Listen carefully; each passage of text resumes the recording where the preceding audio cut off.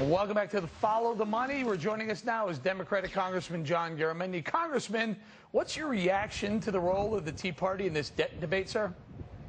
Well, they clearly have driven the entire equation. From the very first days that they arrived until today, and probably on through the next 18 months, they're the driving force in the Republican Party, certainly in the House of Representatives. They are setting the agenda, and frankly, in my opinion, it's a very, very unbalanced and frankly, for this nation, a dangerous and bad agenda. Explain that, please. What do you mean unbalanced? Well, we talked earlier about the constitutional amendment and the problems that I see from my experience and really the experience of the entire state of California. Turning over the government to a minority is a very, very serious change and very troublesome. And California is a very good example of what's happened. Secondly, the nature of the cuts that are being proposed really will decimate critical programs that this nation has to, in my view, has to have. Educational programs, public safety programs, even cuts have already occurred and are going to continue to occur in homeland safety, air travel, and on and on. Then what's the solution? Is the solution to keep raising the debt ceiling, keep spending, and not address some of the cuts, and maybe even more drastic cuts like Social Security, Medicare, Medicaid, and some of the things that no one seems to want to touch? Well, certainly we're going to have to touch the military. We've seen the military double in the last decade. We do have wars going on.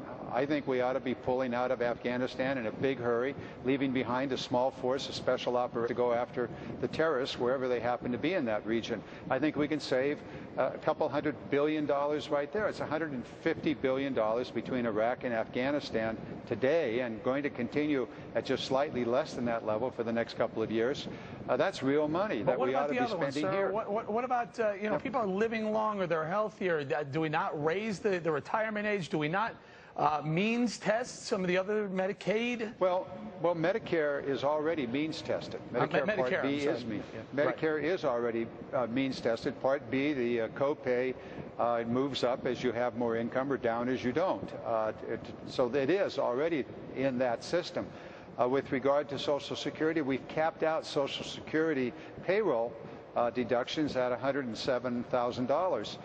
You can raise those, just inflation, if you're going to just put that on the inflation schedule, and that would have a significant ameliorating effect on any Social Security problem, which actually is about 10 years out at the earliest and under any circumstance. So there are things that can be done. We really must watch our government expenditures, and we have to be efficient and effective in everything we do. Getting there requires real thought and frankly, some very hard work, and leave the rhetoric aside and the ideology and get down to work. And a lot of late nights, no doubt. So thank you so much for staying up late with us tonight, Representative John Garamendi. Thank you for the show, Eric. All right, thank you. All right, now let's bring out